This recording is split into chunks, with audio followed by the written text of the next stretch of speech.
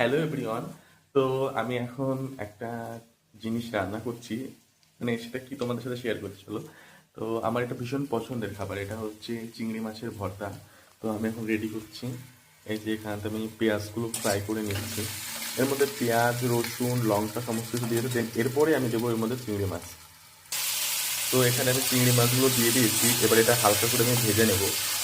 তারপরে এটা আমি মিক্সারে পেস্ট করে নেবো। এই রান্নাটা আমার ভীষণ পছন্দ লাগে। এই চিংড়ি মাছের ভর্তা দিলে আমি এক থাল ভাত হামেশাই খেয়ে নিতে পারি।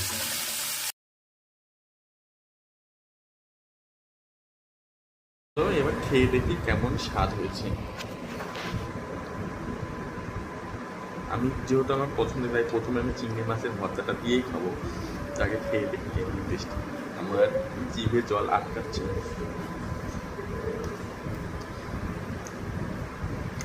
খুব সুন্দর, ভীষণ সুন্দর লাগে। তোমাদের কার কার ভালো লাগে অবশ্যই কমেন্ট করে জানিও।